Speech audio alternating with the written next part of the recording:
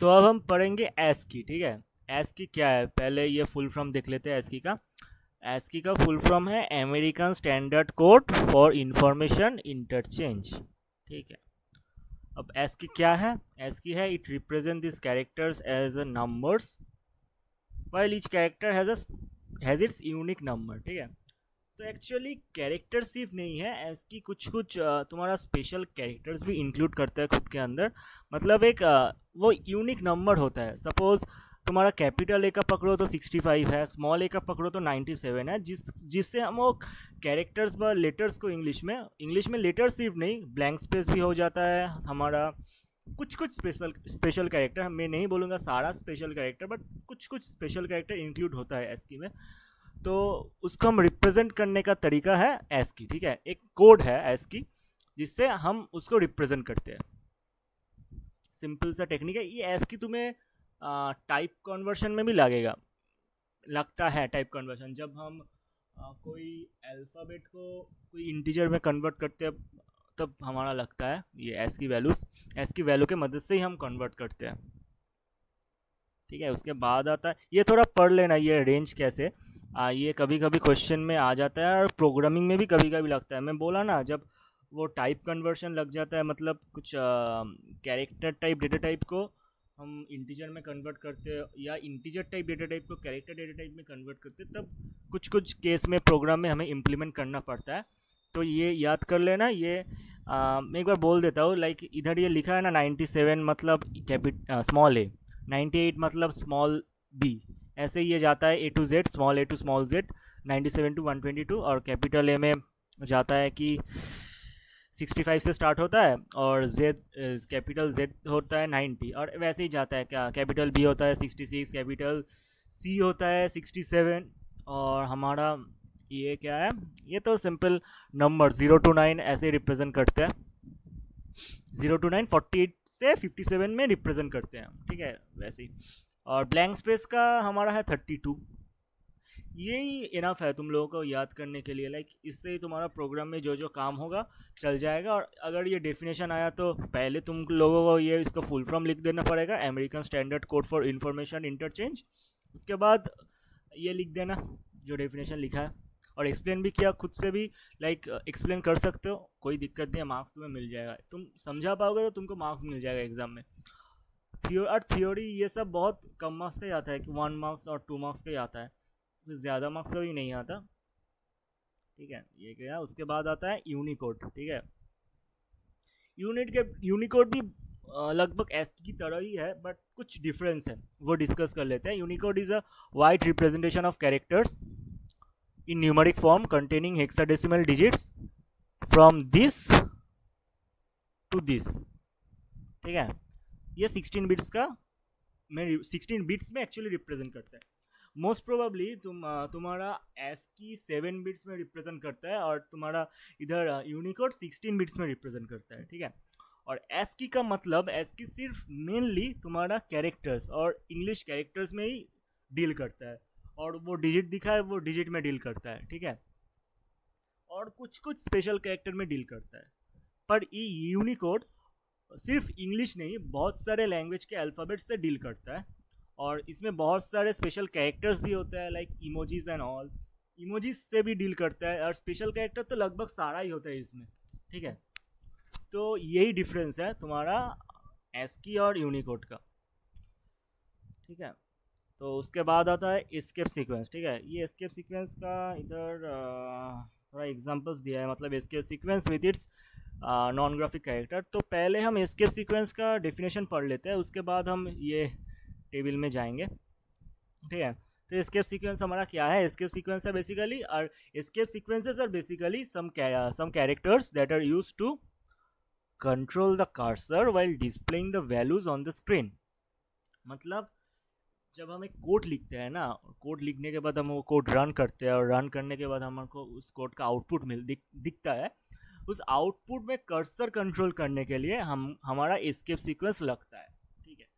Suppose एक example लेते हैं, लास्ट से ही लेते हैं, ये स्लैश एन है, ठीक है। स्लैश एन का काम क्या है? न्यू लाइन, ठीक है, न्यू लाइन में काम करता है। मतलब तुम अगर तुम्हारा system dot out dot print L दे दोगे ना, और उसके बाद अंदर स्लैश एन पास कराओगे तो तुम्हारा जो आउटपुट स्क्रीन होगा तुम्हें एक एक्स्ट्रा न्यू लाइन मिलेगा, ठीक है। सपोज तुम एक वेरिएबल प्रिंट कराए system dot out dot print करके, उसके बाद तुम स्लैश एन प्रिंट कराए, उसके बाद तुम और एक वेरिएबल प्रिंट कराए, ठीक है। तुम जब आउटपुट स्क्रीन देखोगे ना, तुमको एक लाइन का गैप मिलेगा दोनों वेरिएबल का प्रिंट के अंदर, ठीक है। तो यही है। तो इसमें कॉमन जो जो आता है जनरली वो हॉरिजॉन्टल टैब है, वर्टिकल टैब है, बैक स्लैश है, सिंगल कोट डबल कोट भी देख लेना, बैक स्पेस भी लगता है। ये उतना नहीं लगता, ये फॉर्म फीड नल नल लगता है, नल कैरेक्टर। एक्चुअली नल तुम्हारा और ज़्यादा लगता है सी लैंग्वेज में, क्योंकि सी लैंग्वेज में ये थोड़ा आउट ऑफ द करिकुलम में जा रहा है, पर कोई ना। तो सी लैंग्वेज में एक्चुअली स्ट्रिंग क्या होता है, स्ट्रिंग बेसिकली तुम्हारा होता है एरे ऑफ, तुम्हारा एरे ऑफ कैरेक्टर्स होता है that ends with a null character, ठीक है। तो उसमें थोड़ा लगता है, कोई ना। तो ये बेसिक लगता है, तुम एक बार ये घर में ट्राई करके देख लेना, प्रिंट करा के कैसे आउटपुट निकलता है, ठीक है। तो हमारा एस्केप सीक्वेंस भी गया। उसके बाद हमारा क्या टॉपिक आता है, उसके बाद हमको आता है टोकेंस। टोकेंस तो हम चैप्टर के स्टार्टिंग में ही डिस्कस कर लिए थे, वो सेम चीज़ ही लिखा है, set of valid characters used for writing a statement in Java program. जो हम प्रोग्राम में कोड लिखते हैं, सेट ऑफ कैरेक्टर्स लिखते हैं, जो एक लैंग्वेज कंपाइलर को एक मीनिंग प्रोवाइड करता है, और मीनिंग प्रोवाइड करवाने की वजह से तुम्हारा एक आउटपुट दिखाता है, वही तुम्हारा टोकन है, ठीक है। कुछ भी नहीं है, तुम जो कोड लिखते हो ना वही टोकन है तुम्हारा, कुछ रॉकेट साइंस इसमें नहीं है, ठीक है। तो नेक्स्ट क्या आता है, नेक्स्ट आता है ये टोकन्स ही आता है, टोकन्स का कुछ क्लासिफिकेशंस आता है, ठीक है। लिटरल्स, ठीक है, फर्स्ट टॉपिक हमारा आता है लिटरल्स। तो लिटरल्स का डेफिनेशन में क्या लिखा है, लिटरल्स का डेफिनेशन में लिखा है they have fixed values which cannot be changed at all. Fixed value का ये एग्जांपल समझते हैं, लाइक इंटीजर, इंटीजर लिटरल, ठीक है। इंटीजर लिटरल का काम क्या है, इंटीजर लिटरल लैंग्वेज कंपाइलर में ऑलरेडी डिफाइंड है कि ये इंटीजर लिटरल है और इसका कोई फ्रैक्शनल पार्ट नहीं हो सकता, ठीक है। और एक कैरेक्टर लिटरल समझते हैं। कैरेक्टर लिटरल क्या है, ये लैंग्वेज का कंपाइलर में डिफाइंड है कि कैरेक्टर लिटरल को हम ऑलवेज सिंगल कोटेशन में लिखते हैं, ठीक है। वैसे करके तुम्हारा कुछ पाँच की 6 लिटरल है, और वो वेरिएबल्स का जैसा ही है, ठीक है। मतलब वो लैंग्वेज कंपाइलर में डिफाइंड ही होता है कि मतलब इसका फंक्शन क्या है, वो क्या है, वही लिटरल है। उसके बाद हमारा आता है आइडेंटिफायर्स, ठीक है। Identifiers used for naming a block of statement by which they are identified in the program। तो ये तो सिंपल इंग्लिश में लिखा है, समझने का कुछ भी नहीं है, ठीक है। उसके बाद आता है असाइनमेंट। असाइनमेंट में लिखा है, असाइनमेंट क्या है, इस असाइनमेंट में, असाइनमेंट मतलब तुम एक वेरिएबल में एक डेटा स्टोर कर रहे हो, वो है असाइनमेंट, ठीक है।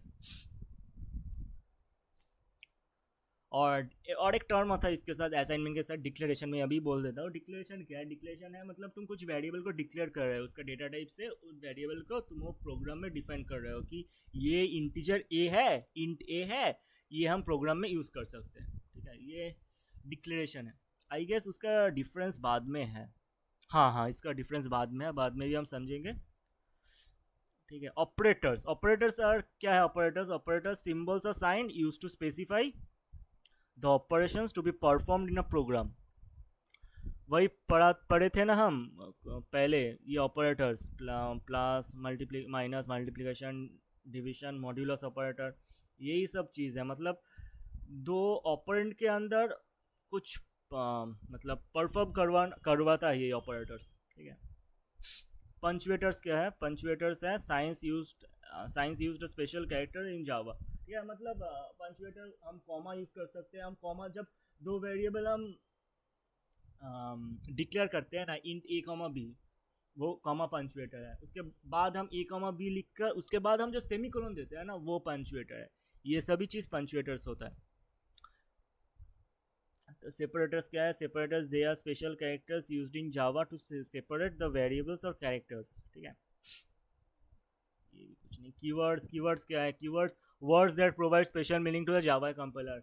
लाइक कुछ कुछ वर्ड ना जावा कंपाइलर में कुछ कुछ स्पेशल मीनिंग प्रोवाइड करते हैं, मतलब उस वर्ड से हम वेरिएबल भी नहीं बना सकते, उसको हम कहते हैं कीवर्ड्स।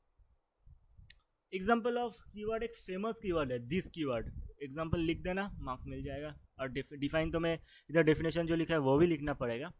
ये सब तुम्हारा शॉर्ट क्वेश्चंस में आता है एक्चुअली, लाइक 1 मार्कर 2 मार्कर भी नहीं आता, 1 मार्कर में भी मैक्सिमम आता है।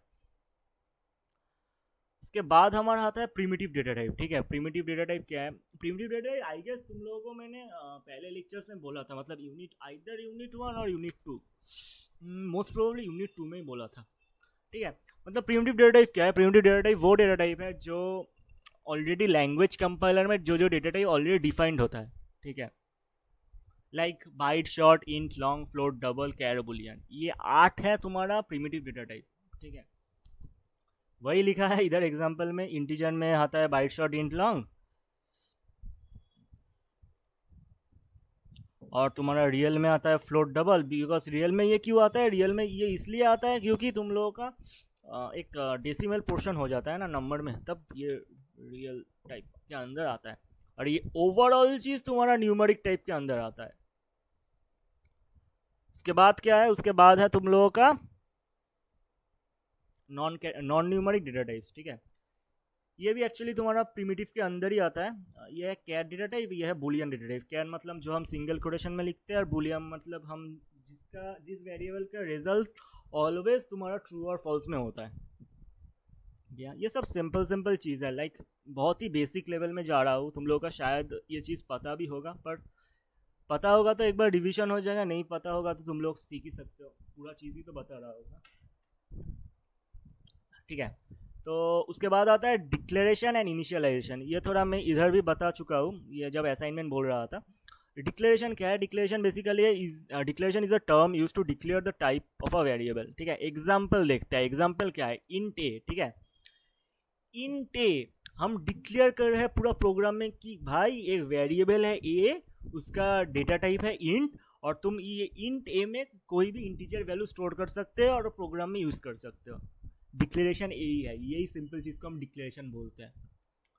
तो तुम लोगों का एक क्वेश्चन आएगा दिमाग में तब, भाई इनिशियलाइजेशन क्या है? इनिशियलाइजेशन कुछ भी नहीं। इनिशियलाइजेशन जब ये ए वेरिएबल को ही ना, ये ए वेरिएबल को हम एक वैल्यू असाइन कर देते हैं। ठीक है, उसको ही हम कहते हैं इनिशियलाइजेशन।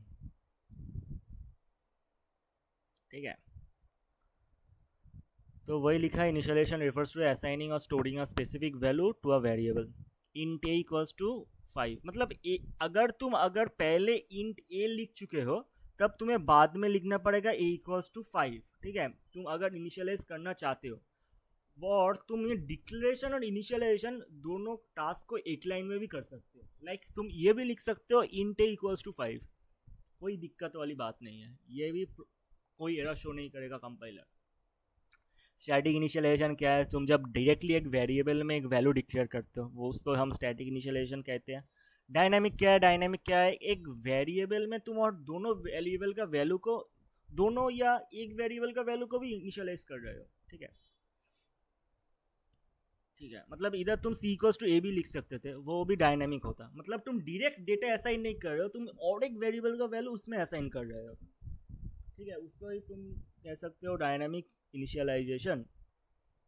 अब आता है हमारा non primitive data type. Non primitive data type मैंने बोला था पहले भी, वो डेटा टाइप जिसका लैंग्वेज कंपाइलर में कुछ एग्जिस्टेंस ही नहीं है। वो नॉन प्रिमिटिव डेटा टाइप हम कंप्लीटली प्रोग्राम में हम खुद बनाते हैं, खुद लिखते हैं, खुद डिफाइन करते हैं। ठीक है, एग्जाम्पल तुम्हारा क्या? एग्जाम्पल है तुम्हारा एरे। ठीक है, एरे तुम्हारा नॉन प्रिमिटिव डेटा टाइप है। इधर लिखा भी है data type that is derive from primitive data type. ये derive from primitive data type क्यों लिखा हुआ है? डिराइव इसलिए लिखा है कि लाइक तुम एरे में तुम इधर एक कैरेक्टर एरे बना सकते हो, और एक इंटीजर एरे बना सकते हो, और कोई भी डेटा टाइप का एरे बना सकते हो। पर तुम जब वो एरे बनाते हो ना, तुम तो उसका वैल्यू आइदर इंटीजर व आइदर कैरेक्टर और आइदर कोई भी और प्रिमिटिव डेटा टाइप यूज कर रहे हो ना। तो एक्चुअली तुम नॉन प्रिमिटिव डेटा टाइप में भी तुम प्रिमिटिव डेटा टाइप यूज कर रहे हो। That's why it is written that data type that is derived from primitive data types. तो उसके बाद हमारा आता है टाइप कन्वर्शन। ठीक है, टाइप कन्वर्शन बेसिकली क्या है? टाइप कन्वर्शन बेसिकली है तुम एक डेटा टाइप को और एक डेटा टाइप में कन्वर्ट कर रहे हो। ठीक है, तो बेसिकली तुम्हारा दो टाइप का टाइप कन्वर्शन आता है, एक है इम्प्लिसिट और एक आता है एक्सप्लिसिट, ठीक है। एक बात हमेशा याद रखना, ये इम्प्लिसिट टाइप कन्वर्शन जो है ना ये ऑटोमेटिक होता है और एक्सप्लिसिट हमें करवाना पड़ता है, ठीक है। तो पढ़ते हैं इधर, उससे पहले हम एक हायरार्की लिखा हुआ है, ये हायरार्की पढ़ लेते हैं। Bite short int long float double, और ये हायरार्की नीचे की तरह इंक्रीज हो रहा है, नीचे की तरफ इंक्रीज हो रहा है, मतलब डबल का सबसे ज्यादा है, उसके बाद फ्लोट है, उसके बाद लॉन्ग है, उसके बाद इंट है, उसके बाद शॉर्ट है, कैर है, और बाइट का सबसे लीस्ट है, ठीक है। तो इम्प्लिसिट में क्या लिखा है, when the data type of the result gets converted into the higher most data type, ठीक है। तो मतलब हम लोअर डेटा टाइप से हायर में कन्वर्ट कर रहे हैं, एग्जाम्पल से समझते हैं, ठीक है। ये हायरार्की देखना ऑलवेज, जब तुम लोगों को ये इम्प्लिसिट और एक्सप्लिसिट में तुम्हारा कुछ कन्फ्यूजन होगा तो इम्प्लिसिट में मैं क्या बोला, ये तुम्हारा लोअर हायरार्की से हायर हायरार्की में कन्वर्ट करता है, ठीक है। मतलब तुम कैरेक्टर से इंटीजर में कन्वर्ट कर सकते हो, फ्लोट से डबल में कर सकते हो, बाइट से कैर में कर सकते हो, ये तुम लोगों का हो जाता है इम्प्लिसिट। एक्सप्लिसिट उसका पूरा उल्टा है, ठीक है। एक्सप्लिसिट मेनली करता है तुम्हारा हायर से लोअर करता है, पर ये एक्चुअली तुम्हारा क्या लिखा है, data type of the result gets converted into a specific data type as per user choice, ये हम यूजर चॉइस से करते हैं। मैं ये बोला ना तुम लोगों को पहले ही, लाइक ये चीज़ ऑटोमेटिक हो जाता है, ये इम्प्लिसिट जो है ना, ये इम्प्लिसिट तुम लोगों का ऑटोमेटिक हो जाता है, पर ये एक्सप्लिसिट को करवाना पड़ता है। करवाता कैसे है, हम तो ऑटोमेटिक नहीं करवा सकते, यूज़र जो प्रोवाइड करेगा उसके बेसिस में ही करते हैं, और ये जनरली तुम्हारा हायर से लोअर में कन्वर्ट होता है, ठीक है। तो ये चैप्टर भी ख़त्म हो गया, चैप्टर तो नहीं बोलूँगा, मतलब चैप्टर 1 की यूनिट 3 भी ख़त्म हो गया। तो ये छोटा छोटा इस चैप्टर से ना तुम लोगों का बेसिकली वो 1 मार्कर वाला क्वेश्चन भी आ सकता है, और तुम्हारा एक्चुअली वो प्रोग्राम में इम्प्लीमेंटेशन भी आ सकता है, ठीक है। So that's all about our third unit of first chapter, values and data types. और बस ये सिंपल है, लाइक ये सिंपल कंसेप्ट याद भी रखोगे ना, ये स्कोरिंग भी है ना, तुम लोगों का 1 मार्क्स पूरा पॉकेट में हो जाएगा।